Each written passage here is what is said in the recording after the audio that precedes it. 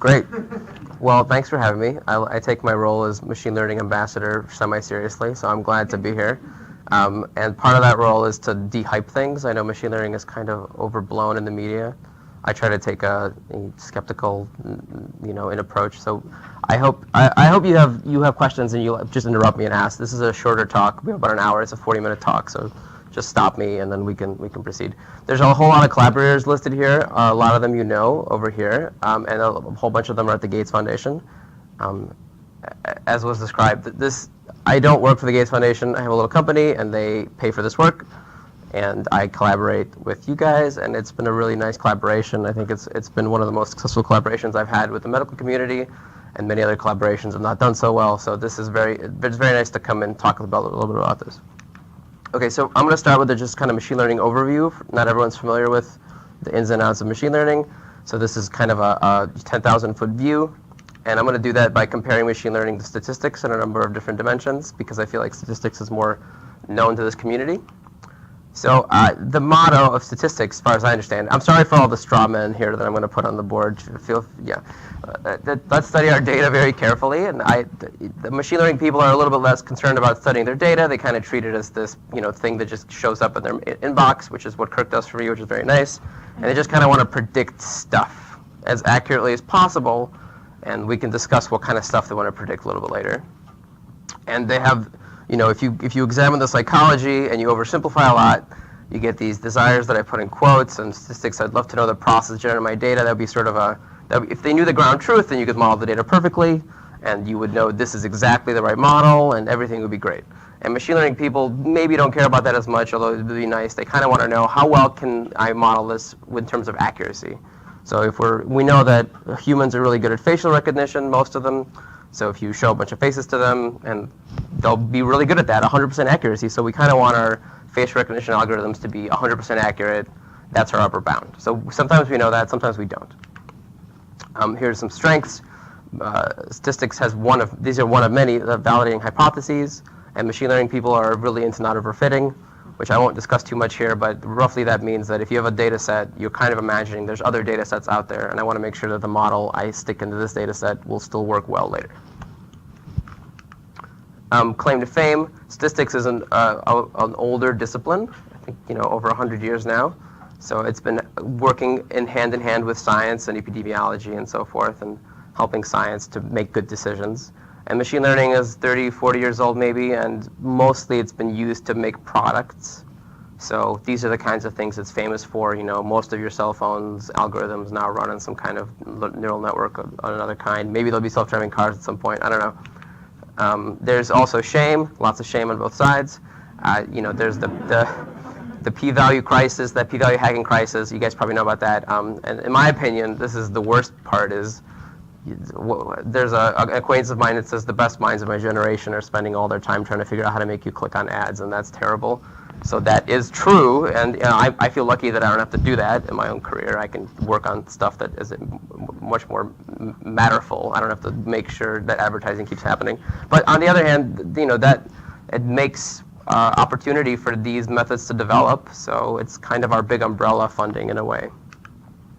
But the conclusion here is that the guiding question is the same, which is how do we learn from data, and that's my kind of my war shout that collaboration is important. And I think the first time I put up this slide was maybe 2 or 3 years ago, and I think these days there's less of a feeling of a war between statistics and machine learning. People are collaborating with each other. People feel less threatened by each other. I think it's going in a nice direction. Okay, so let me give you a little bit about a little bit of history on the left side and a little taxonomy on the right side. So the term AI, in my opinion, is a marketing term that means different things depending on what decade you're in.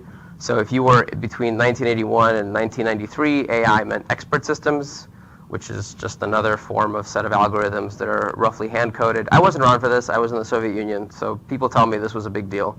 But then there was a thing called AI winter, which is this, where it turned out that expert systems are not that useful, so people were disappointed by artificial intelligence, and they stopped caring. In the meanwhile, machine learning was in its infancy and developing as a real academic discipline, in my opinion.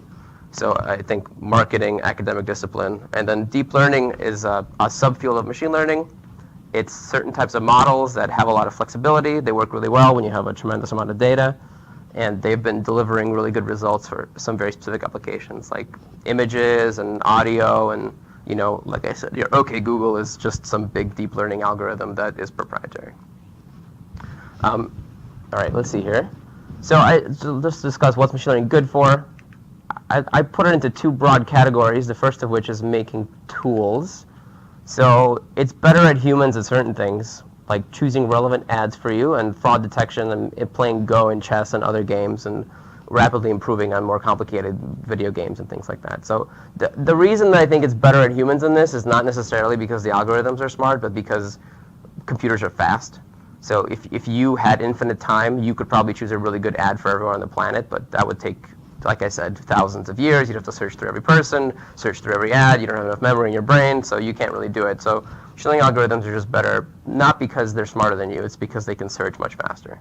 And it goes for Go and chess. You can only evaluate a few chess moves per second, or maybe 20 per second. I don't know exactly, but a machine learning algorithm can do 1 million. So it's just not a fair competition.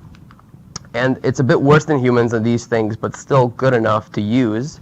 So voice recognition, your phone mostly knows what you're saying to it. You can do automated translation, although I wouldn't translate Dostoevsky and then read it. Spam filtering works sometimes, and sometimes it doesn't. I still visit my spam folder on a regular basis to make sure it hasn't caught anything important. And all the image stuff that you've been hearing about, the FDA has approved a few image algorithms, chest x-rays, I think, some diabetic retinopathy stuff, but the jury's still out on that a little bit. And the other big category is the most relevant to this talk is helping science, which traditionally has been a big statistics field.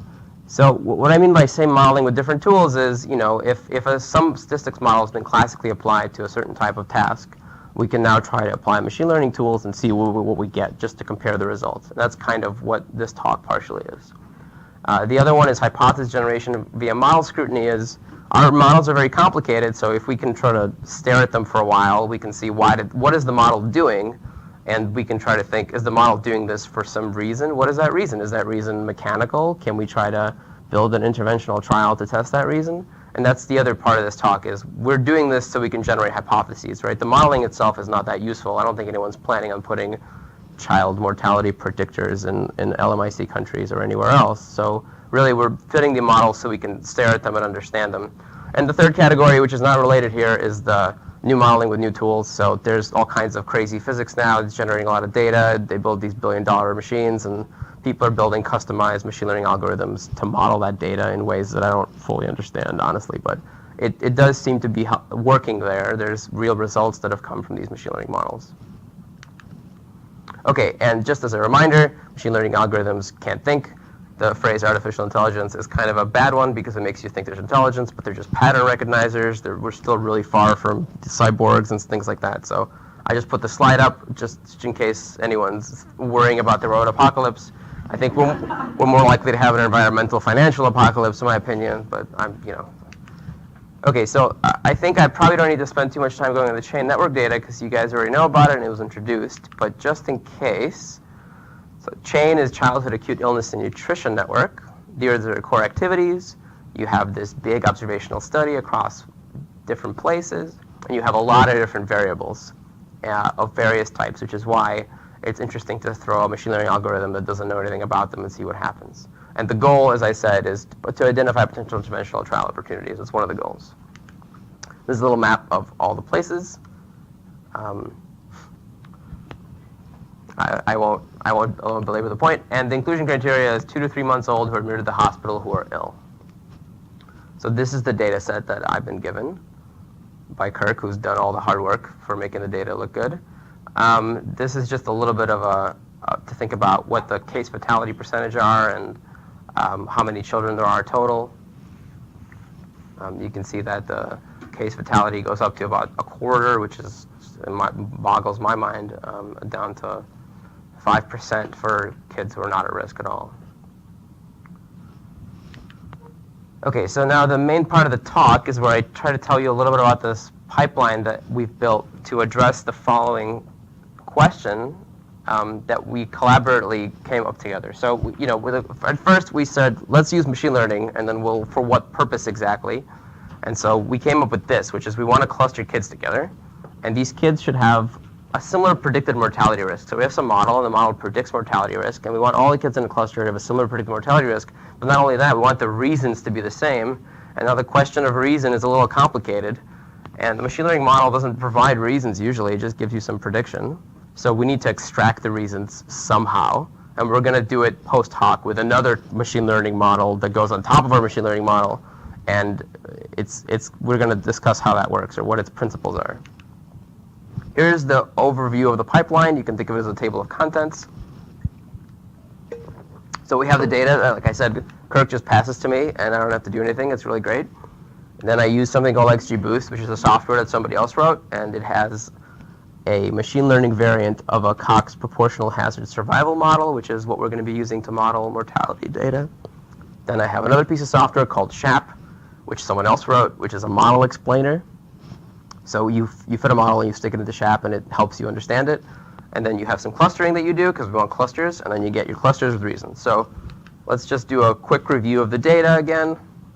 These are the pre-discharge data that we're using here. We're not using all the children. We're using 1.5 thousand children, and we have 211 variables of interest. So pre-discharge means we're doing everything up to here. And you can see there's all kinds of different data. I'm not going to go over this because I don't even know what some of this stuff means to this day. But it's quite broad. OK, so let's talk about XGBoost. So that's a little bit tricky to talk about because we need to start with decision trees. XGBoost is a piece of software that does complicated things to decision trees. So a decision tree is a pretty basic tool. It's a model. You can think of it as a model to partition data. So, you know, if you had a bunch of fruit and you wanted to lay it out in the way so you could predict what fruit you have from color, size, you could do something like this. And this would be 100% accurate, except your grapes might be actually not green. They might be purple. That's not included here, but you get the basic idea. So it's very common. Machine learning people love decision trees because it turns out they have all kinds of properties that we just happen to appreciate. And they're easy to write code about, so we do that as well. And they can be used in all kinds of different settings that machine learning people use commonly. So classification is a common one. So is this an apple or an orange or a banana? You can use a decision tree for that. You can use regression. You can try to predict a continuous value, like what can I charge for this lemon, given all the information I know about the market and about all the other fruits I have and about the quality of this lemon. You can do ranking. You can return lists. So how would Sergi rank all these fruits and what's best to worst based on what you know about my ranking of vegetables, for example? That could be a machine learning model, although that would be silly. And in this case, survival, when will this banana be ripe? In our case, it's a sadder question, which is when, you know, what are the log odds that this child might die while they're in the hospital? But roughly speaking, the models are available to do this kind of modeling in the machine learning world, so we can apply these kinds of models as well to the data we have. Oh, yeah? In our process, when you're building, or when these decision trees are being built, are the splitting points, the branches, based on p-values, or are they like a Gini coefficient, or how does it decide? Yeah, I think there's a variety of different ones. I think Gini coefficient is quite common. It probably, I don't remember the specifics, but it probably depends on what model you're fitting. Yeah. How do you incorporate the rule of time? So, you know, in other words, the difference between comparing children who die versus not, versus the rule of how long it takes them to die. Right. So the model, you give it as the output that it wants to model is the last time you have, and you also specify whether at that point the child is still alive or not. So it's a right-centered survival model. So that's just part of the log likelihood calculation at the end. But if you did the whole thing and you didn't have survival data, and you just had characteristics of died or didn't die. Yeah, that would be, we do that as well. That's a binary classification model. So we fit those as well because they have more interpretable results. So we look at those and say, how accurate is this model at the binary classification task? But we actually analyze the model that is fit on the full survival data.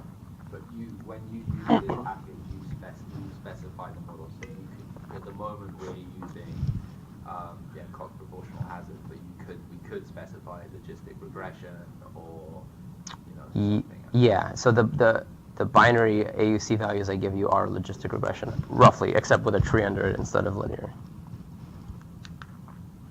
Okay, so it turns out that a single decision tree is just not very good because it's limited in its expressive power. It's not that accurate. So machine learning people solve this like they solve other things with a computational power. We just make a whole lot of different trees and add them together. And when you think about how are these trees different, well, you might bootstrap the data and make a different tree, or you might bootstrap the parameters, the covariates and make a different tree, or you might add some noise and make a different tree. So you just make different trees that try to think about data variability, and you add them together. And what you do is it's called gradient boosting. Gradient boosting is you have a tree, you fit it, then the next tree's goal is to fit the residual of the previous tree, but it's different now. And so you just keep doing this, and eventually your error decreases and stops decreasing more. And this is sort of the most popular non-deep learning algorithm, gradient boosted decision trees. It works really well in a variety of cases. It happens to be robust. We'll talk a little more about its advantages later, but that's roughly what it means when you hear the phrase gradient boosted decision trees. Okay, so here's what happens when you're predicting. You have X, which is some vector of inputs. We have 211 numbers. Maybe they're binary, maybe they're continuous, maybe they're negative, maybe they're missing even. It doesn't particularly matter. This works. And you have a predicted output, in this case, change in log odds of dying. So you send your known input to each of the trees. It goes down a different path depending on the tree. And at each leaf node, you have some prediction, and you combine them all. And then that's your predicted output over here. So that's what's actually happening. We're getting a prediction. I'm skipping over how the training works because that'll take another 30 minutes, which we don't have. It's a little bit like priors in the creation model. For statistics, each subsequent tree is fit upon priors, or rather on the residuals from the previous. Oh, I see. Yeah. You can think of each tree as having the previous tree as a prior in a way. Yeah. I mean, I think you'd have to sit down and work really hard to figure out what the form of that prior is. Yeah. But yeah. Okay, so what XGBoost is it's the name of some software for gradient boosted decision trees, and it's open source, and people have been working on it for years, and it's used in production. It's just one of the ways that the machine learning community has done a really good job in making their stuff available.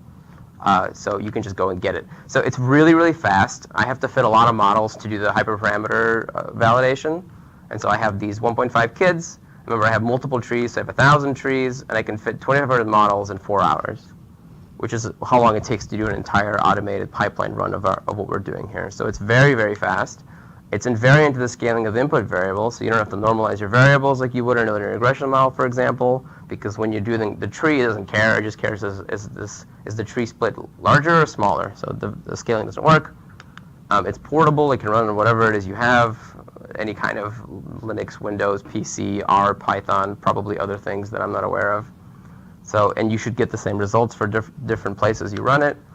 It can make use of data without missing values, without requiring imputation, which is really useful because then you don't have to worry about, well, how do I impute this? What model should I use? It just treats missing as this is one of the ways that we can split, and you will see that later in the results. Is sometimes the missingness is very meaningful, which is missed when you impute. Is when you impute something, you no longer know that the missingness tells you something, and usually it means something about the sampling bias of how the data was collected.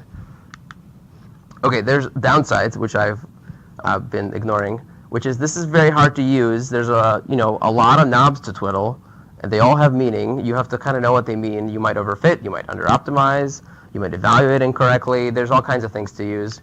And my proposed solution is collaboration. So I don't know anything about the data you guys are collecting or how to design a trial or how to collect the data properly. And I think the collaboration between algorithm technicians and professionals who collect the data is really an important component to making this stuff work at all. So if I was by myself and someone handed me this data, I would be totally useless. So that's the big underscoring point here. And the other downside is that they're hard to understand. Is you have a sum of 1,000 trees. What exactly does that mean? So that is, we use a model explainer, which is something relatively recent to machine learning.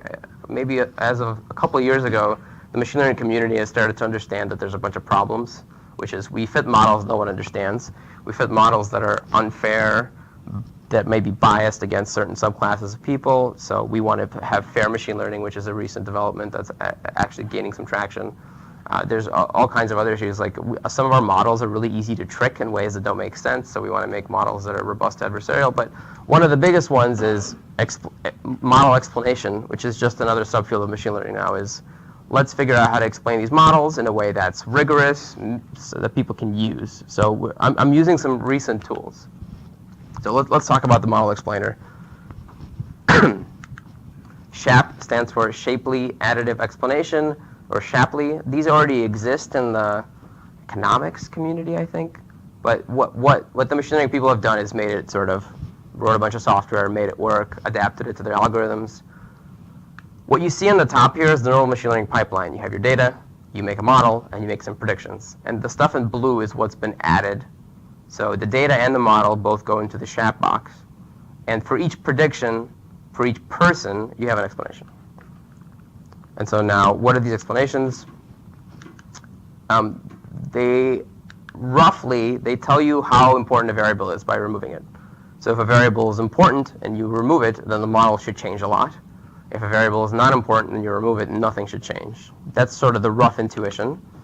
And there's an explanation for each variable in each person, because a variable might be important for one person but not for another person. And we'll also see that when we look at the clusters, as some clusters are defined by certain variables and other clusters are defined by different variables. Is that a question? No. Oh, okay. So we're going to take a little bit of time and go through this fruit example. So imagine we have this model, has 4 variables, and we want to get the SHAP values for some fruit f and variable size. Here's what we need to compute. Okay, so first of all, the first line over here is the model prediction for fruit f when you have color, shape, taste, and size. And then you need to make another model that doesn't have size in it, so you refit your model, and you get the model prediction for that, and this is a minus sign, so you have this difference. So the only difference between these two is this model has size, this model doesn't. And as you go down the list, they're all like that. So this model is built on just color, shape, and size. This model is built on just color and shape, and you take the difference. So you have all these differences. You can see that I basically have to fit 16 models and take the differences between all pairs of models that differ only in the variable that we care about. And so for each variable that we care about, we have to do this. So you can see that this quickly gets kind of crazy. So once we have all these differences, which is a lot of them, we take the weighted average of the differences, and the weights are determined by how relevant the model is. That's not so important. So imagine you just average all these differences, and that gives you a SHAP value for some fruit and the variable size only. So clearly this is intractable for almost every real case. Thankfully, there's a whole bunch of algorithms that you can come up with that are clever, and they work really well, especially for trees, where you don't have to refit everything, and you can get really good approximations of these differences. But when you're looking at SHAP values, this is roughly what they're telling you is, if we remove the size variable, how does it affect all these different models? If the value is small or close to 0, then it sort of doesn't, right? If you take the weighted average of all these differences and the value is 0, well, it looks like size didn't do anything. It wasn't useful in our model in any real way.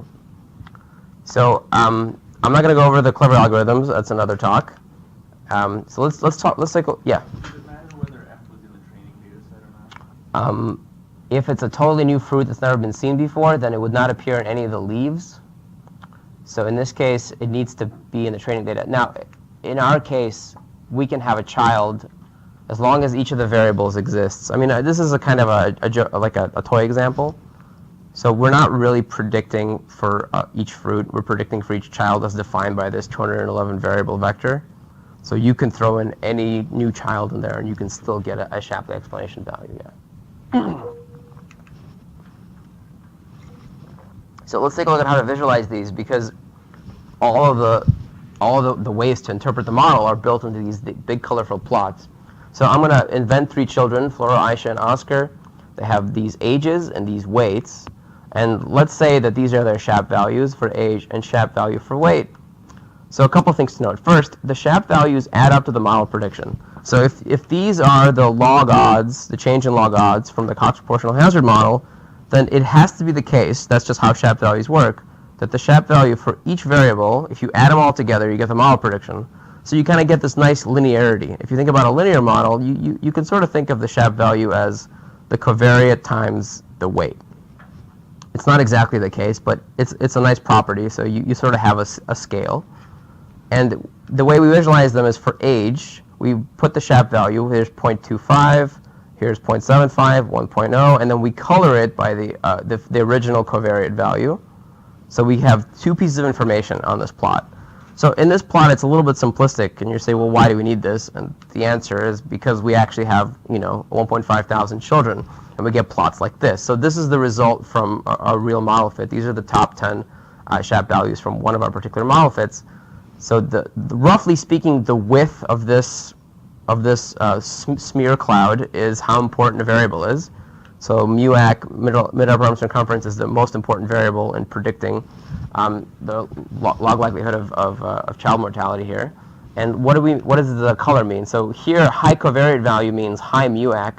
High MUAC means negative SHAP value. So that means if you have a high MUAC, you're less likely to die, which really makes sense. It has to do with wasting and malnutrition. And you have these kids over here with low MUAC, and then you have problems. So that it's pretty much a linear relationship. So even though we have this complicated decision tree ensemble of them, it still learned roughly a linear relationship between MUAC and death.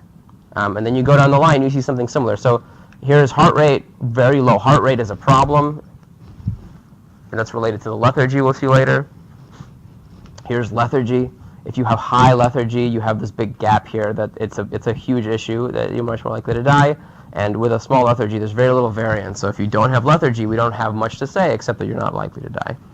And you see all of these at a mean value of 0, every single one of them, which is why this is to the left of 0. So I'll just pause here to see if you guys have any questions before we move on to a plot with even more of these. So for lethargy, it's either the way it was coded was no lethargy or like some moderate severe or something like that? Like, is that why the line, This one? it's not binary. In other words. Even if it was binary, it might mean different things to different kids. So the SHAP value is per child.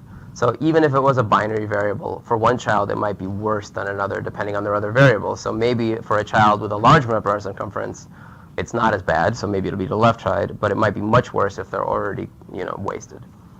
Yeah. So that's the thing that's missing here is there's interaction between variables, but it's harder, we can visualize that as well, but for pairs of variables. But this sort of gives you a rough idea of what the model learned on a variable by variable basis. But also on a child-by-child basis, then you're removing that one child, and therefore their that value changes by X amount. Yeah, each dot is a kid.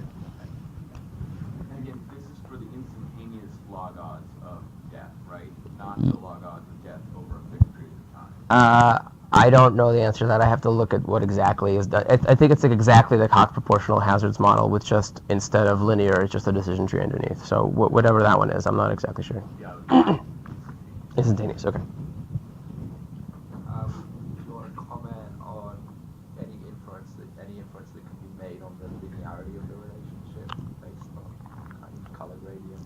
Yeah, so that's a little bit of a up to interpretation. I mean, it looks linear, right? Roughly speaking, is MUAC goes down, cause of death goes up. And we can actually plot this as so you can see how linear it is. It might be monotonic, but it might not be totally linear. So it might be flat for a while. So there's additional plots that we can look at that I haven't included in this talk to infer how linear each one of these actually is. But like if you look at urea, maybe you can just explain that one a little bit because that's a different sort of, it looks different, right? So Yeah, so low urea is a good thing in this case. And then here you have a mix of purple and red on top of each other.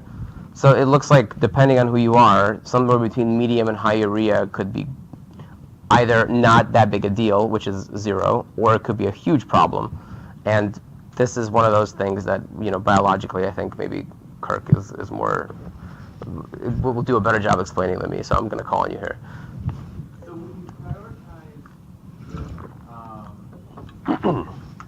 good distinction or sort of that wide scale, I think to have everything sort of clustered in one place or the other versus having that sort of long linear relationship. Yeah, well, what you really are interested in are these kids over at the edges, because for those kids, that variable is determining what's happening, right?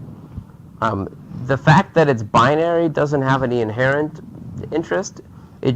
I mean, each of them, I don't know about prioritizing, each of them tells you something different about what the variable's doing, which is, I think they're all interesting in that way, depending on what you're looking for. So, like, MUAC isn't very interesting, right? We know that. It's good that it's there. It confirms that the model learned something sensible, so it's like a sanity check. And when you start looking at urea and lethargy and bilirubin, maybe it's time to start thinking a little bit about the biology. And then that's interesting for a secondary reason. So they all kind of serve a purpose depending on. So like lethargy has good discrimination power. That's right. The number of kids over to the right is pretty small. It's hard to say. Most of them are going to be, it's not going to be that great, but for the positives, it's going to be highly determinate. Yeah, and we'll see that later. We're going to go over some slides that Kirk made that show you what each cluster looks like. So these are the SHAP values. We're going to cluster on SHAP values, and then you are going to see, indeed, there's a cluster that's defined by its lethargy. So, and it is going to be relatively small, like you said. Yeah, that's a good observation. So just to make it bigger, I'm just slowly increasing the amount of information I'm putting in front of you. So now we can see that sometimes there's gray, like age breastfeeding stops. Gray means missing. Now, it's pretty much all the missing are just right here, all together. I doubt that the missingness itself is meaningful. It probably has something to do with, is it a particular site where it was missing, or is it there must be some kind of reason for it, and that reason has to do with the sampling bias. And so it's not necessarily, the data itself isn't telling us anything useful. It's just telling us that the data, how the data was collected is meaningful. Blood glucose, I think that's as far as I understand, this just means that the kids are so sick that you can't collect their blood, which is why missing blood glucose is such a big problem. So yeah, so it's a little hard to see. Those are all gray up here. That's the worst. Is there, so are there some kids there that have high glucose that are like in the middle that I'm trying to differentiate the gray from the blue, because that's interesting too, that you know, the low glucose are bad. Yeah, it kind of looks like it. Yeah. Yeah, I'm just trying to, so there is a blue and gray in that. Yeah. Blue and then it trails into gray. Okay. But the limitation here is that this is not routinely collected data. This was collected under a specific protocol.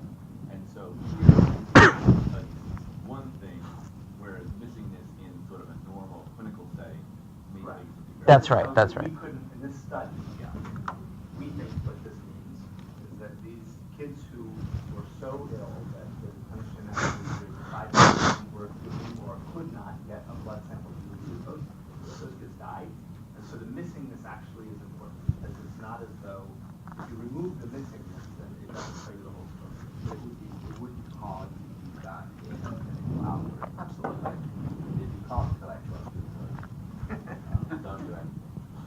Why is it only glucose that's missing? Why not the other blood parameters? The blood glucose is collected to the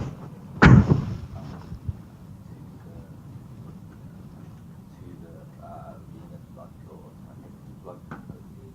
Yeah, one would think that would be You would have thought so, yeah. So it is interesting that that comes out differently. I don't have a good explanation for it right now.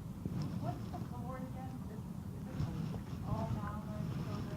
No, it's stratified by like 200 are really malnourished by left, 200 are moderate, 100 are malnourished.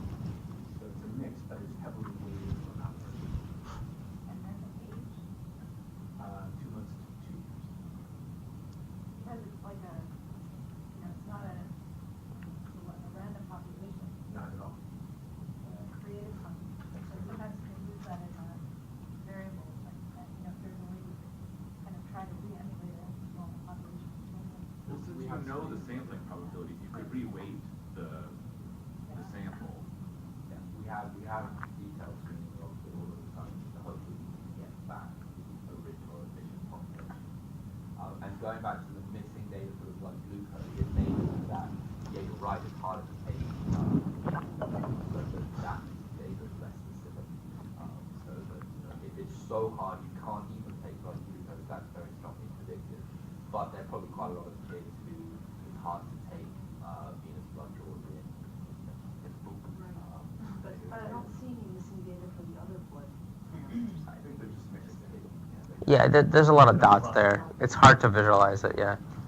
We could look specifically if there's more interest. I could sort of tell you exactly how many of them are NANs and what they're. I just think to confirm their rationale for why blood glucose missing. Blood glucose is important, it would be helpful to know that. Mm-hmm. And just for reference, age of breastfeeding stopped with skip time. So another variable which is have you stopped breastfeeding? So the majority of the missing there is actually they've not stopped breastfeeding. I see. So I think another thing that I learned about this is this kind of works as a data set diagnostic tool, where you fit a model. Maybe you don't even care about what the model does, but at least you can diagnose what's happening in your data set via fairly compact, relatively speedy, semi-automated pipelines like this. Okay, so now that we have some SHAP values, we need to cluster them to get to our final clusters with reasons. So each child has a set of SHAP values. In this case, we're back to our toy example with 2 of them. And so we could just perform multivariate clustering on the SHAP values, which it's nice to do here because they're all on the same scale. They all have the same meaning. So the original values could have been binary or continuous on all kinds of different scales. Now all our data is on the log odds scale. They all add up to the model prediction. And so we can just cluster them using some kind of clustering. So I use spectral clustering. You know, it's a little bit more flexible than k-means. You can get these kinds of different values. So this is a toy example. Again, on the x-axis you have age, and the y-axis you have weight, and you might get some clusters like this. And so now these clusters of children, presumably, they have, like we said, they have the same predicted mortality risk because they have similar SHAP values, and they're the same reasons because they have similar SHAP values. So we sort of, it seems that the clusters themselves have achieved what we were looking to do originally, and then we have to figure out how to look at the clusters. And so this is the SHAP cluster review, which was put together by Kirk. And so what happens is I send Kirk 6 clusters, and the number 6 is sadly heuristic. I don't have a good motivation for it. We sort of found that it worked sensibly the first time we did this and just kept using it because we could compare. And once we have it, you can look at the mortality rate for each cluster, and you can see they're very different. So there's one cluster with 32% mortality, which is very large, and one cluster with 0.5. And 1.5 is also very low, 18 is very high, 11 is kind of in the middle there. So then we can start looking at, well, what exactly is it that differentiates these clusters? Because we know these clusters were supervised. They were extracted from these models that were validated to do well on a held out data set, and we did all the hyperparameter cross-validation correctly. So these clusters are the result of a very large pipeline where we really cared about generalization. So the first two is cluster 0 and 4. They have these mid-upper circumferences that are low and high. So these kids look like they're just really well nourished. You know, they're getting enough food, they're getting enough nutrition, and these are the opposite. They're not. This is the community average, so you can see this is the lowest one of them all.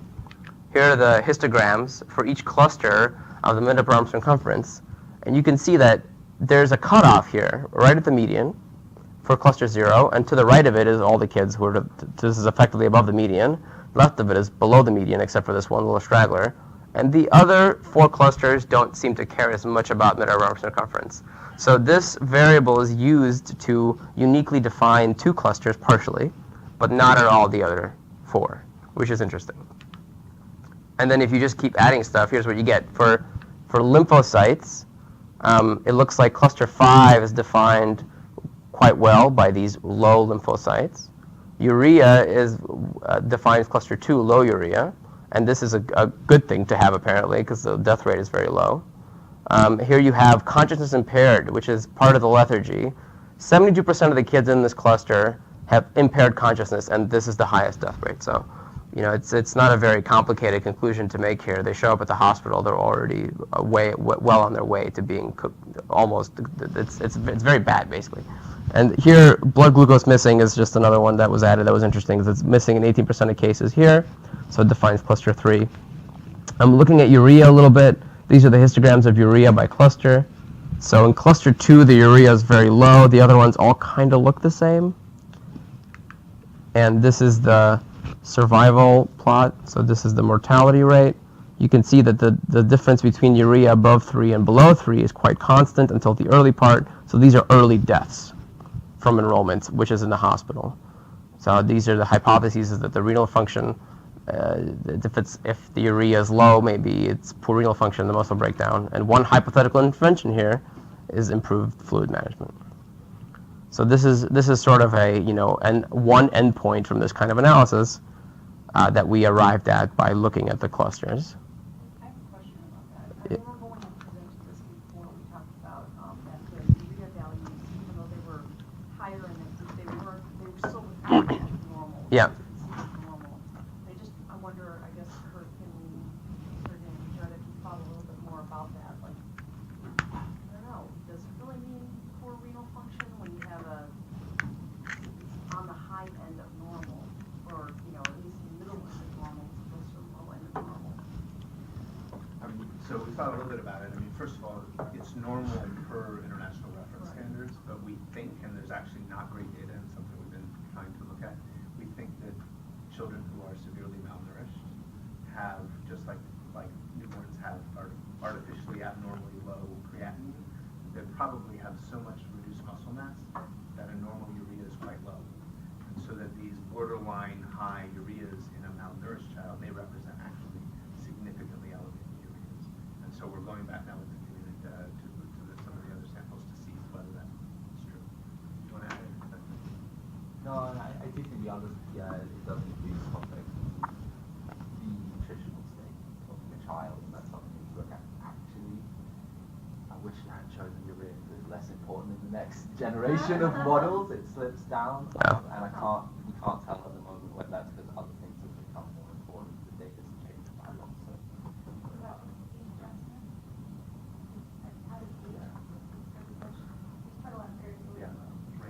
So. Let's see. What this is useful for. It has challenged some of our preconceptions, and we are now taking some of these findings, feeding them into the main analysis, and re-looking at this. We also have a nested case control, which is going to be looking at some quite advanced laboratory techniques, various omics we're going to be done, to look at some of these things in more detail. So. It's really interesting how you can get these clusters, and then for two clusters that have the same mortality probability, they have potentially different reasons for being in that bucket. The jump, though, to causal inference about that, then I get back to the issue that for prediction I think it's great, but I just think the urea example is a really good one, because remember that it's urea conditional on everything else. And so just like in any kind of causal inference, once you go adjusting for a bunch of things, you can get distorted relationships from a causal perspective, which could be explaining why you're seeing some of these associations that are a little funny, that may not necessarily be the causal factor. Yeah, I think where it's been useful in these is that oftentimes with a standard statistical approach, you're trying to limit multitasking for good reasons.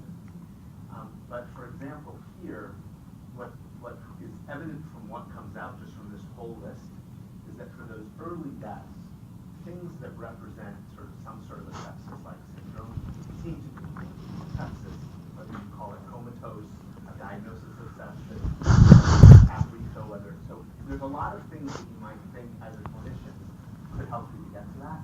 And where this is interesting is the hierarchy. And where some fall out, because ultimately some of these are easier to do, some of these are not routinely done, some are. And so I think where it's been interesting to think about this is sort of the mechanism underlying the causality, I think, is where you see unified mechanisms coming out like sepsis. Not that urea as a mechanism per se, but that it represents a septic syndrome. But then the question of how do you identify that's interesting, because you get a hierarchy of which ones are going to be the most important. So I think that's been interesting. Has there been any testing for groups to get more? Now that you've identified some interesting patterns like the urea standing out from your model, what have you done? Talk about the lymphocytes. It's also very interesting. I'm just wondering, have you used more, like, have you sort of done some sort of exploratory analysis, and then sort of tried using more, I guess, standard statistical methods to see does this still hold up in something that's less. Yeah, and that's we saw a survival curve which was just All it is a RIA. It's not taken from, it's not adjusted for anything. Well, actually, it is adjusted from US because we sampled heavily based on US. But other than that, and site, that's basically what we get. And So, then the case control yeah. analysis will further interrogate the specific technology. Generally, what I've seen when we do this is things look really exciting here, and then if you just put them in a simple univariate thing, you see that they are associated when you have a lot of kids, but the strength of the association is not that big. And actually, if you were to look at even the kind of population attributable fractions within the change study are quite small, and then if you extrapolate change to the actual admission population, it would be tiny. And so some of these things we get very excited about, and then when we kind of do a little bit of math to figure out that you could, if you completely reverse that as a cause of death, save 2 children in a couple of thousand. And I would just say not to forget the clustering that was shown, because I think that's really interesting. So for example, this is a very high-risk group of children. As we talked about, it's enriched for a very high risk. The overall mortality, last we checked, was about 10.5%. Maybe it's gone up or down a little bit. But in Liguori, for example, I think the mortality exceeds 20%. It's just a very high-risk group. But that being said, when you cluster them out, for example, 70% of the kids really fall into a very low-risk group. So even among a high-risk population, most of them are not high risk.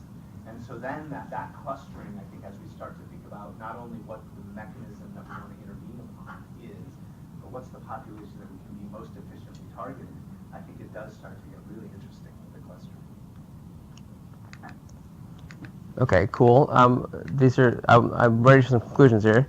So machine learning is, at this point, I think, mature enough to sometimes help researchers in other fields. There's a star there. Let me tell you a little bit about when this fails. I think it's important to consider that as predicting death is actually somewhat, there's some predictive power when you get this data set. So if we do a binary prediction, we get an area under the ROC curve of about 0.8, which is a bunch. And I've been in other situations where machine learning doesn't do any better at predicting anything than the linear model. And then there's nothing to learn from it because it's just not a very easy to predict model. Like when we were trying to predict height, you sort of can't really do it very well. If you have a parent's height and you know how tall the kid was 3 months ago, no other variables will help you really, just microscopically. And in that case, scrutinizing the model isn't useful because it hasn't learned anything on top of these very simple variables. So when this works is when something is at least marginally predictable from the variables that you've collected. And that's very important. I think people just think, oh, we just machine learning and then things happen. But that doesn't actually work. If the data doesn't contain the information in any meaningful way, you just can't extract it.